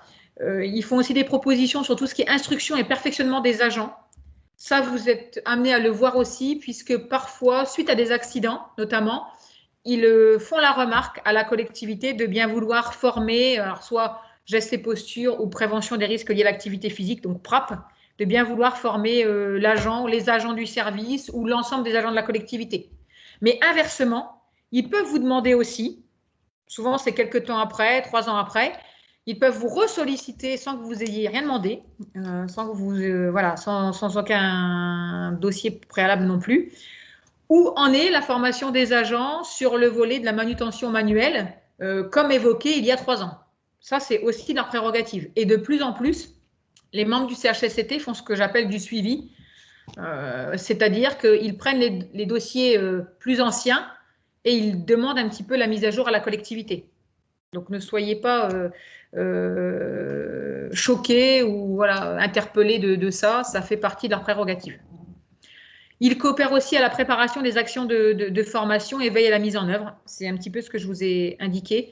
Alors, je vous ai parlé de la manutention, puisqu'on a beaucoup d'accidents qui passent en CHSCT pour information et qui font suite à des problèmes de manutention, mais ça pourrait être aussi sur le bruit, sur la signalisation temporaire de chantier, sur les produits chimiques, etc.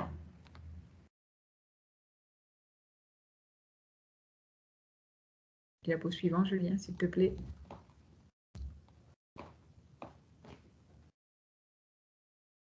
Julien, peux-tu m'avancer la diapositive, s'il te plaît? Merci. Alors, j'ai listé quelques éléments les plus connus, dirons-nous, sur le volet des saisines du CHSCT. Là, on va retrouver des choses qui sont plutôt sur ce qu'on appelle la politique de prévention, mais un petit peu sur le même principe évoqué par Julien. Il y a d'autres sujets qui font l'objet de saisine du CHSCT, notamment par exemple sur tout ce qui est organisation et fonctionnement des services. Alors, Julien parlait de la dématérialisation, c'est aussi un sujet du CHSCT, donc on a saisine du CT-CHSCT. Je vous reparlerai un petit peu plus loin de la géolocalisation avec de la jurisprudence sur ce volet-là et l'avis du CHSCT.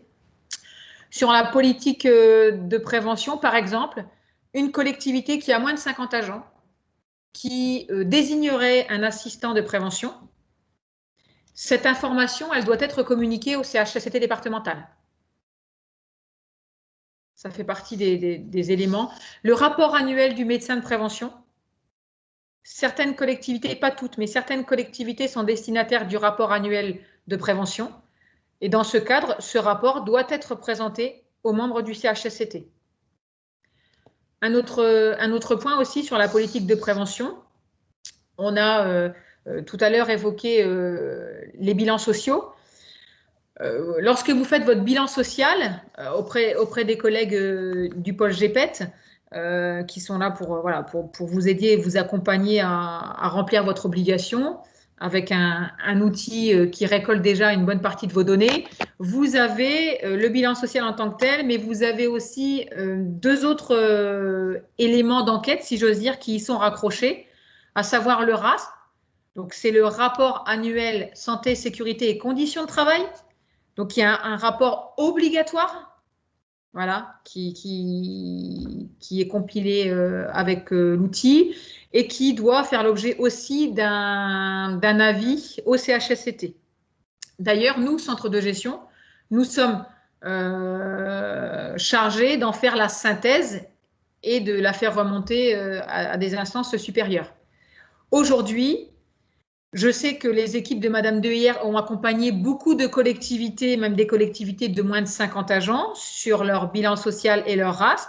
Aujourd'hui, pour 2021 et fin 2020, nous n'avons eu aucune saisine de RAST de collectivité. Par contre, il n'y a pas d'obligation, à l'heure où je vous parle, de communiquer ce qui s'appelle Handitorial, qui est donc une synthèse de données relatives au handicap, mais également aussi aux questions de maintien dans l'emploi au CHSCT. Là, sur la diapositive, vous allez retrouver des choses alors, également évoquées par Julien. Alors, vous allez me dire, vous allez avoir l'impression que ça fait un petit peu écho, c'était CHSCT.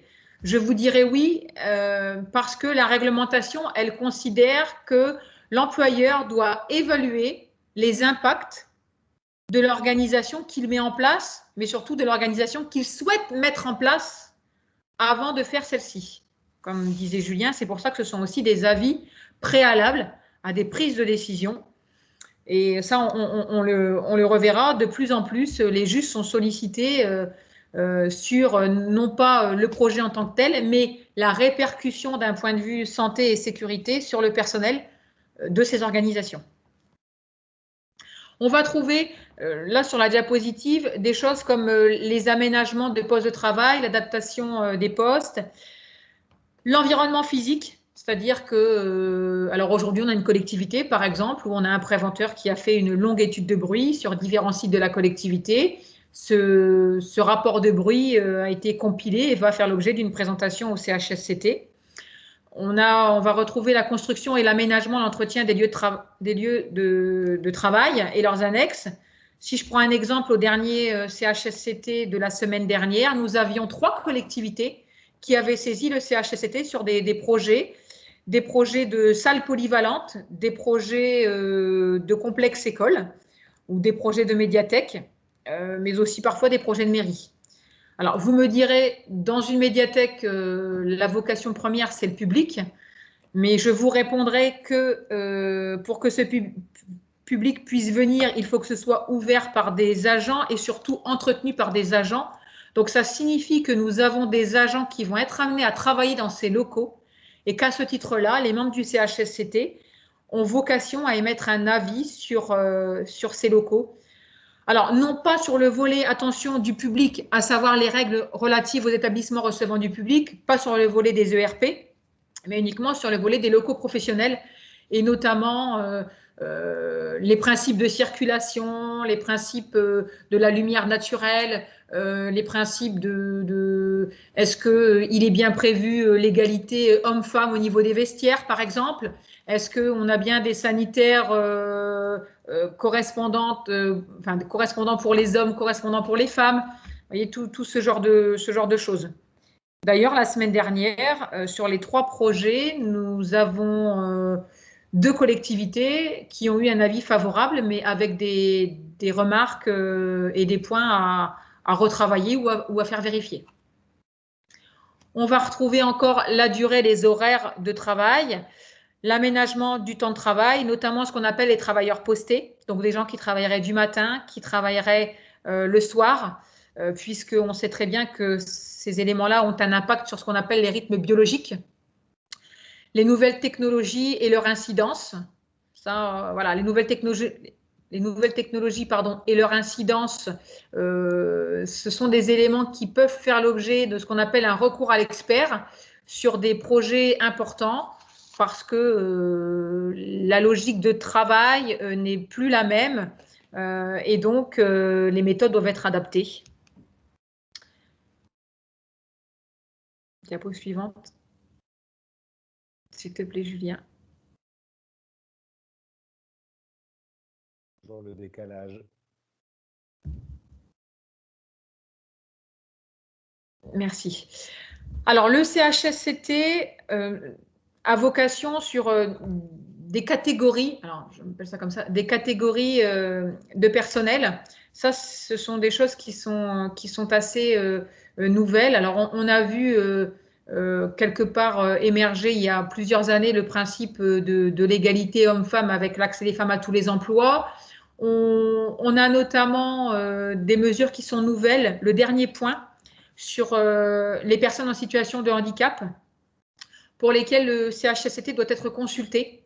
Alors, non pas, alors je rappelle, non pas pour les situations individuelles, pour parler du cas de l'agent Bridoux, mais pour parler du fonctionnement et de ce que la collectivité a prévu pour intégrer ces personnes, les maintenir à leur poste de travail ou leur proposer aussi des actions, notamment des actions sociales spécifiques, comme c'est permis et comme c'est financé par le Fonds d'insertion des personnes handicapées de la fonction publique. Vous noterez aussi que le CHSCT est légitime sur le reclassement. C'est-à-dire que le CHSCT peut demander à une collectivité, même une petite collectivité, ce qui est prévu, si jamais un des 3 agents de la commune était déclaré inapte. Alors, je rappelle quand même que pour les collectivités, vous n'êtes pas tout seul, puisque vous avez les services du pôle GPET et de Madame Deheyer et ses équipes qui sont là et qui travaillent avec le pôle prévention pour vous accompagner sur les situations d'inaptitude et les périodes de préparation au reclassement et de reclassement également.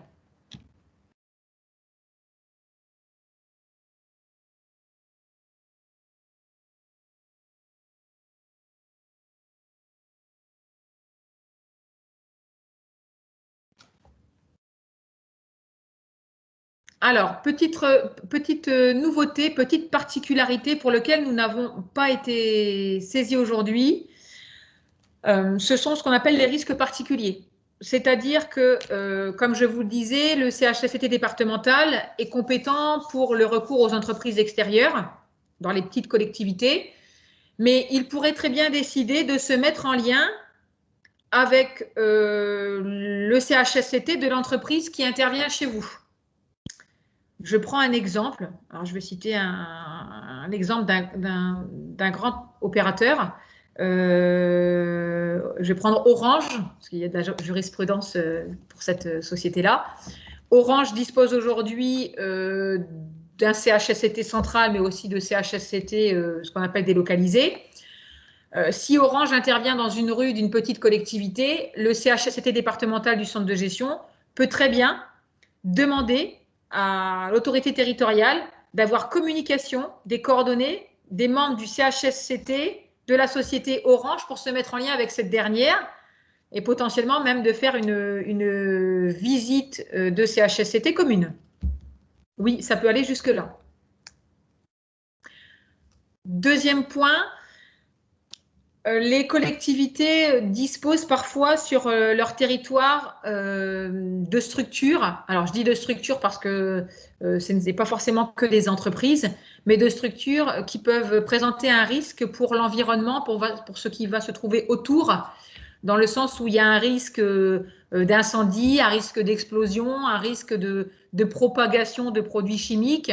Donc, tout ça fait l'objet d'une réglementation qu'on appelle la réglementation relative aux installations classées qui dépendent du Code de l'environnement. Mais aujourd'hui, je vais prendre un exemple, si une collectivité a sur son territoire un silo, alors les silos sont des installations qui sont classées, alors soumises à enregistrement ou à autorisation, enfin c'est un petit peu technique, mais des installations classées. Si demain, l'entreprise qui détient ce silo décidait de changer de site ou d'agrandir son site, la collectivité en sera automatiquement informée et sera conviée dans la procédure d'intervention, puisqu'elle fait partie du territoire. Mais à ce moment-là, monsieur le maire devra lui aussi tenir informé et transmettre les documents relatifs à cette installation classée au CHSCT départemental. Je parle de ça si c'est une collectivité de moins de 50 agents. Si c'est une collectivité de plus de 50 agents, monsieur le maire devra voir avec son propre CHSCT. Alors, généralement, ce sont les organisations syndicales qui ont connaissance de ça et qui sollicitent monsieur le maire dans un point à l'ordre du jour du CHSCT. Mais sachez que c'est réglementairement possible. Et le dernier point, qui est une compétence relative aux nuisances, puisqu'il est tout à fait possible que le CHSCT intervienne par rapport à des nuisances qui peuvent être produites par des structures présentes sur la collectivité ou à proximité de la collectivité. Je prends par exemple une nuisance au centre de gestion avec le crématorium qui se trouve à quelques mètres du centre de gestion et qui pourrait être considérée par certains membres du CHSCT comme une nuisance. C'était pour illustrer mon propos. Dernier point, pour mener à bien toutes ces missions, les membres du CHSCT ont la possibilité de faire des formations, c'est réglementaire. Alors, les représentants des agents ont bénéficié de 5 jours de formation. Ils pouvaient faire cette formation individuellement, mais il a été fait le choix, proposé par le centre de gestion et accepté par les organisations syndicales, que cette formation se fasse communément à tous les membres du CHSCT, titulaires et suppléants auprès du centre de gestion. Ils ont également bénéficié l'année précédente de 2 jours de formation sur les risques psychosociaux, comme les recommandations le demandent, et comme le ferait n'importe quelle collectivité disposant de son propre CHSCT. À cela s'ajoute une formation d'1 journée qui a été dispensée pour les représentants élus récemment désignés dans le CHSCT.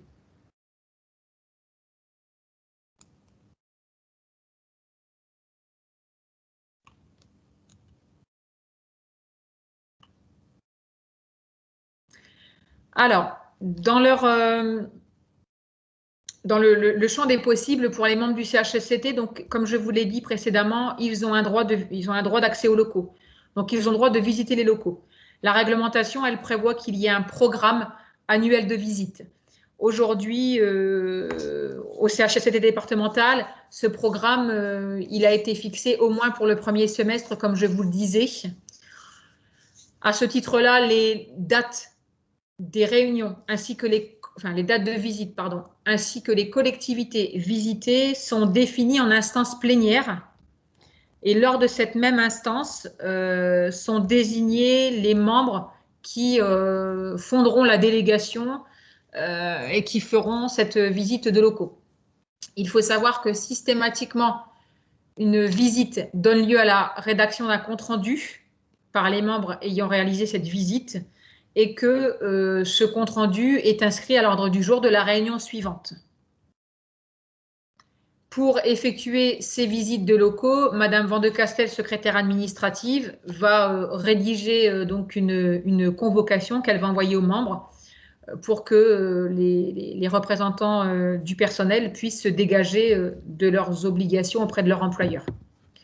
Je rappelle que toute facilité doit être accordée à la délégation qui va effectuer la visite pour l'exercice de cette visite. Je vous dis ça parce que on a déjà eu des collectivités qui évoquaient non pas maintenant, non là c'est pas possible. Attention à ne pas faire d'entrave à l'exercice de la mission des membres du CHSCT.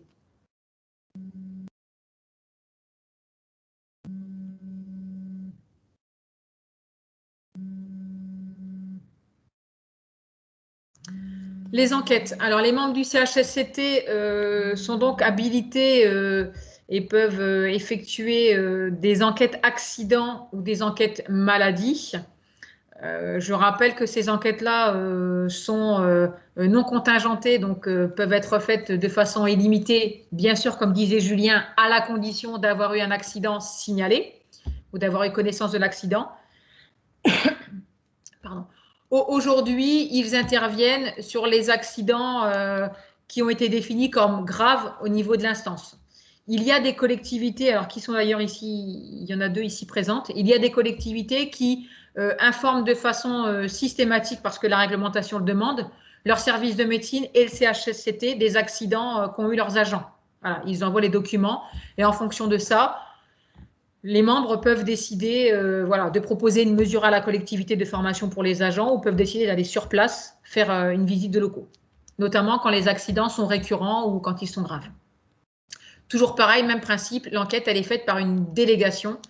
Donc la réglementation, elle demande que ce soit un représentant du collège des élus et un représentant du collège des agents, de façon à garder ce principe de parité qui a été convenu dans le CHSCT départemental.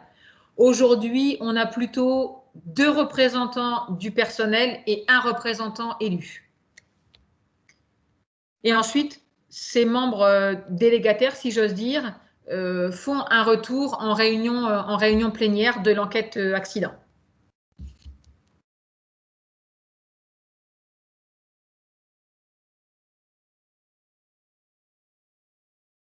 Le danger grave et imminent.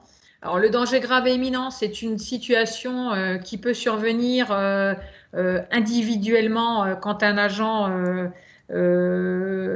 pense que la situation de travail présente un danger grave et imminent pour sa santé et sa sécurité, ou quand un membre du CHSCT est informé d'un droit de retrait d'un agent dans une collectivité.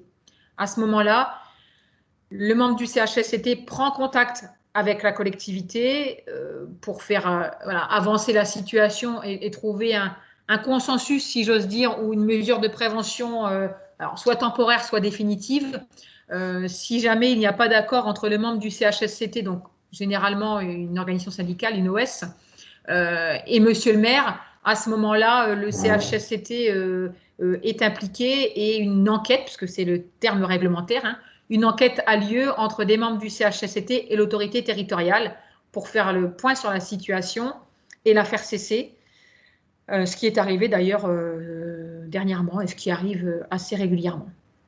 Il y a aussi la possibilité du recours à l'expert. Donc ça, je vous l'ai évoqué tout à l'heure. Alors c'est quelque chose de nouveau qui nous vient du privé.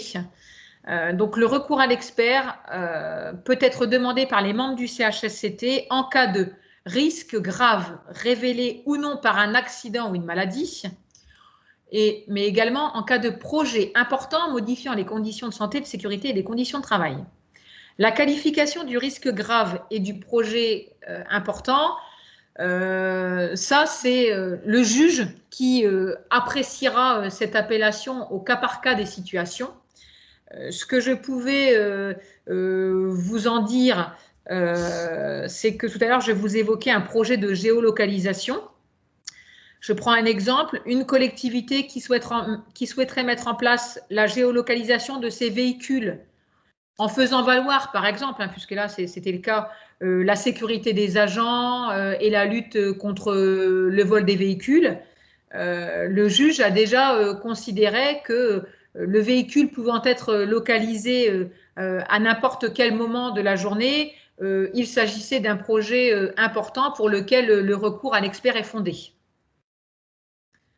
Je vous donne un exemple. Dans les projets importants, parfois le nombre de salariés concernés entre en jeu, mais parfois pas forcément, dans le sens où si c'est une restructuration, s'il y a des répercussions, que ce soit sur le volet physique, mais aussi sur le volet psychique de l'agent, charge de travail, polyvalence demandée, nouveaux outils de travail, nouveaux outils informatiques, dématérialisation par exemple, ça peut être considéré comme des projets importants par le juge et qui peuvent justifier du recours à l'expert. Je rappelle quand même que le recours à l'expert, cet expert intervient de façon payante, si j'ose dire, donc ça a une charge financière, c'est à la charge de la collectivité. Alors, dans le privé, la seule différence, c'est que dans le privé, le recours à l'expert défini par le CHSCT, quelque part, s'impose à l'employeur. Aujourd'hui, dans la fonction publique, ça n'est pas le cas. La réglementation dans la fonction publique dit que les membres du CHSCT proposent au président du CHSCT un recours à l'expert. Ils justifient leur demande, mais le président du CHSCT peut y donner une suite favorable ou non. Motivé, mais voilà, il peut dire non.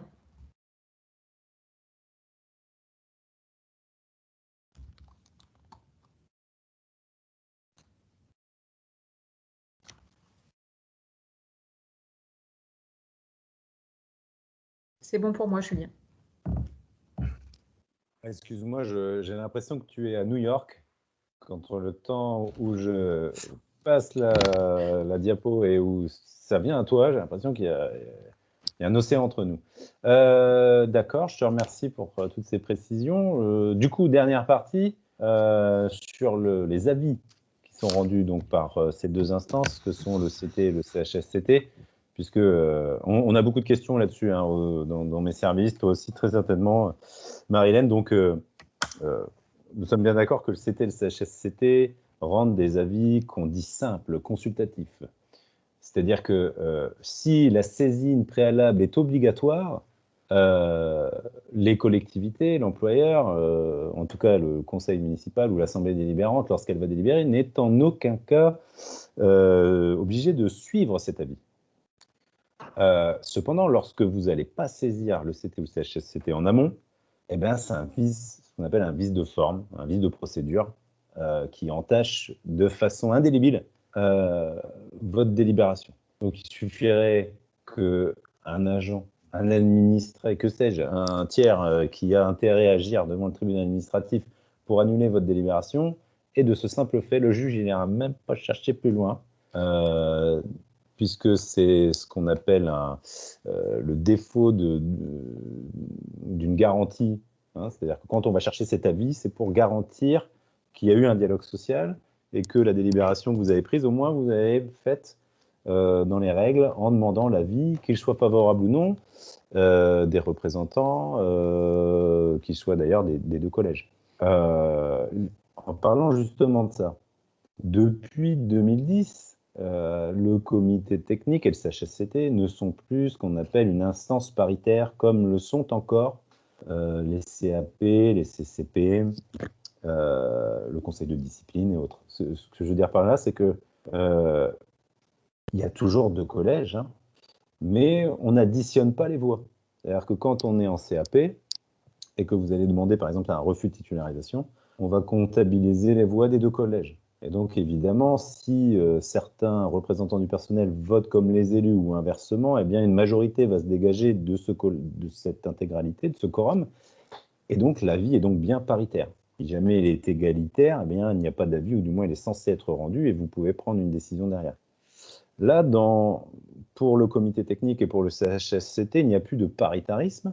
Par contre, les collectivités, comme le centre de gestion ou les plus de 50 qui nous écoutent, ont la possibilité, via une délibération, de garder ce paritarisme. C'est-à-dire, en fait, pas vraiment de garder le paritarisme, en tout cas de recueillir l'avis des deux collèges.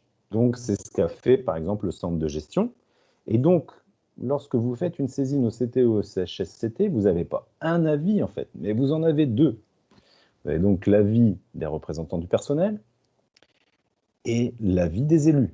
Évidemment, c'est à vous de jongler entre les deux avis et celui qui vous va le mieux. J'exagère à peine. Ce que je veux dire par là, c'est que l'avis, quoi qu'il arrive, vous avez donc forcément dans les PV, vous le voyez, dans les avis que vous avez les représentants du personnel ont émis un avis favorable ou défavorable, et les représentants du personnel ont émis. Donc, c'est deux avis différents. On ne comptabilise pas les voix de façon paritaire, égalitaire. La seule chose qui peut... la seule règle qui s'impose à vous, c'est lorsque... qui tourne des pages C'est moi. Lorsque... Pardon. Lorsque vous allez... lorsque votre saisine nécessite au bout une délibération. Ce ne sera pas toujours le cas, mais lorsqu'elle nécessite cette délibération, vous allez devoir saisir donc le CT et que les représentants du personnel, mais uniquement le collège des représentants du personnel, émet un avis unanimement défavorable sur ce projet, vous allez devoir ressaisir, reconsulter le comité technique. Je m'explique. Donc, par exemple, vous allez saisir pour le RIFSEP, c'est très certainement arrivé à certains d'entre vous, vous saisissez pour le RIFSEP, vous avez choisi d'impacter la maladie sur le montant des primes, c'est-à-dire que quand quelqu'un est malade, il va perdre un certain temps des primes. Les représentants du personnel sont contre, ils votent contre, unanimement. Vous avez donc un avis qui va vous dire les représentants des employeurs sont pour, les représentants du personnel sont unanimement contre. Ils veulent que vous, je sais pas ils veulent des choses. Ils ont et à juste titre, hein, attention, hein, ils ont des revendications syndicales. Et donc vous, voilà, vous recevez cet avis, vous devez ressaisir. C'est pour ça qu'on fait un CT tous les mois, puisque la loi, enfin la réglementation vous oblige normalement à ressaisir dans le mois. Donc comme ça, vous pouvez le faire via le CT. Vous devez ressaisir. Alors soit vous ressaisissez et vous choisissez en toute connaissance de cause de suivre les revendications syndicales, c'est-à-dire de ne plus impacter la maladie, dans mon exemple, là, sur le RIFSEP, soit vous choisissez d'assumer votre choix, et ça, je l'ai expliqué encore ce matin et hier à des élus, c'est pas parce que vous avez un avis défavorable qu'il faut tout changer et dire « Ah non, mais je veux absolument un avis favorable des représentants du personnel ». Ça, c'est votre décision, et c'est à vous d'assumer, j'allais dire, le projet que vous avez déposé. Il en sera, mais pour tout, il en sera de même pour le télétravail si vous ne souhaitez pas prendre en charge les frais. Le tout, c'est d'assumer, mais vous allez avoir des avis défavorables. Le tout, c'est que vous ayez un ou deux avis, qu'ils soient défavorables unanimement, ça ne change rien tant que vous n'avez rien fait d'illégal. Évidemment, si vous faites quelque chose d'illégal, déjà, vous verrez en gros, en gras, qu'il y a un truc qui ne va pas. Je prends l'exemple d'une collectivité qui nous a saisi pour le RIFSEP et puis qui a mis la modulation à l'absentéisme, en tout cas à la maladie, ça se fera au cas par cas. Bah non, c'est pas au cas par cas, c'est pas légal. C'est-à-dire que l'égalité de traitement, c'est soit vous le faites, soit vous le faites pas, mais enfin, il faut choisir. La collectivité en question a ressaisi avec le même avec le même projet. Voilà, deuxième avis défavorable, mais là, pour le coup des deux collèges, si le président ou l'autorité, en tout cas l'Assemblée délibérante, a délibéré derrière, là, c'est illégal. Là, il y a évidemment n'importe qui peut attaquer cette illégalité, quoi. Mais dans l'absolu, si vous refusez de suivre une revendication syndicale, ce n'est pas illégal. C'est ça que je veux vous expliquer. Donc voilà, il faut bien comprendre que c'est la seule problématique, en tout cas c'est ainsi qu'est fait le dialogue social au sein du comité technique. Lorsque vous avez un avis unanimement défavorable lors de votre première saisine et que vous devez délibérer, vous avez l'obligation de ressaisir et évidemment d'expliquer un minimum, parce qu'il y a des collectivités qui nous renvoient comme ça dans un jeu de ping-pong à un projet inchangé. Le minimum, c'est de nous expliquer, de mettre 2-3 mots pour les membres et leur expliquer que voilà, vous avez bien pris conscience de la revendication syndicale, mais que vous ne voulez pas la suivre pour telle ou telle raison. Oui, j'ai oublié de vous dire que, donc je vous l'ai dit, chaque collège va donc voter et que s'il n'y a pas de majorité qui ressort d'un collège comme de l'autre, il va y avoir un partage des voix. Et s'il y a partage des voix, l'avis est réputé rendu et donc vous pouvez continuer votre projet. Mais c'est très rare qu'il y ait un partage des voix. La réglementation dit qu'à partir du moment où il y a un avis du CT, il doit être porté par tout moyen à la connaissance des agents. Donc je ne sais pas ce que vous faites des avis du CT, notamment du CTI, du centre du comité technique intercommunal, mais tous les avis normalement doivent être affichés pour que les agents puissent voir ce que le comité technique pense du projet qui va être voté par l'Assemblée délibérante. Et dans tous les cas, notamment lorsque vous avez un ou deux avis défavorables, vous devez, dans un délai de 2 mois, informer le comité technique des suites que vous avez réservées à cet avis négatif. Donc vous allez dire que très certainement vous ne l'avez pas suivi et que vous avez délibéré dans le sens qui est celui-là. D'autres ne le font pas.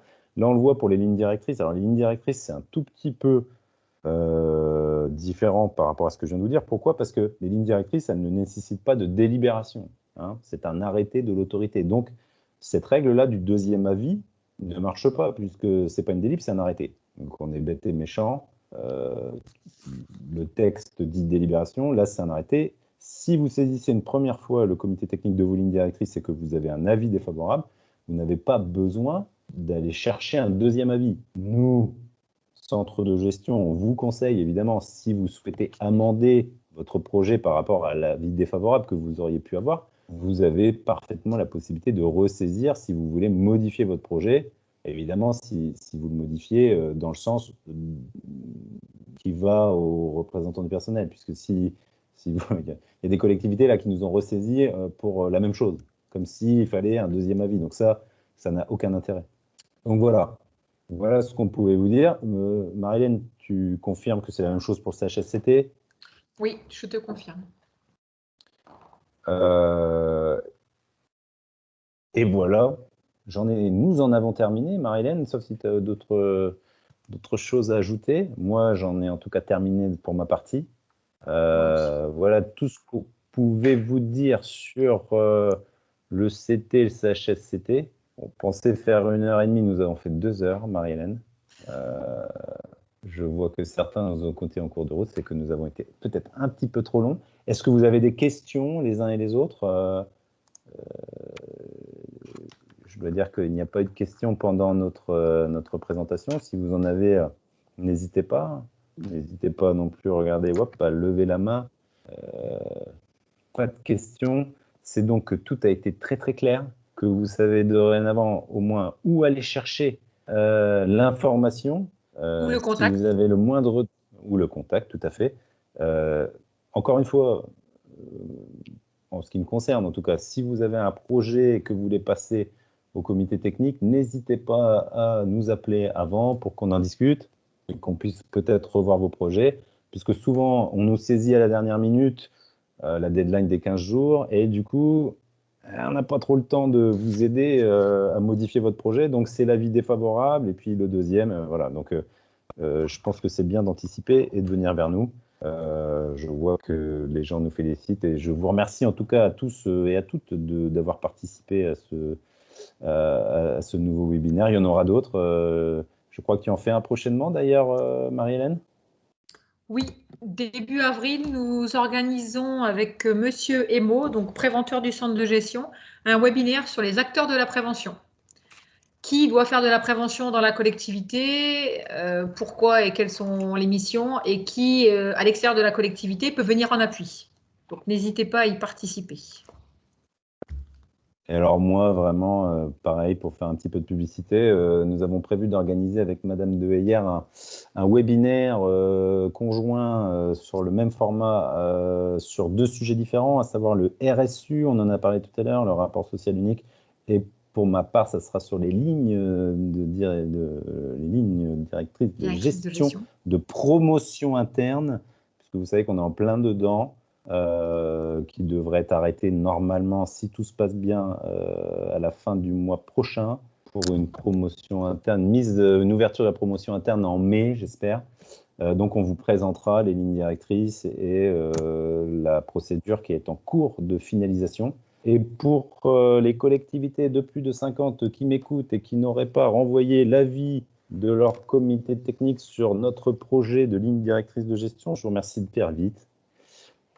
Et si ce n'est pas le cas, de nous en informer. Je vous remercie beaucoup. Marie-Hélène, merci beaucoup. Tu peux te déflouter. Et je te souhaite une bonne soirée ainsi qu'à tous et à toutes. Bonne fin de journée. À très bientôt.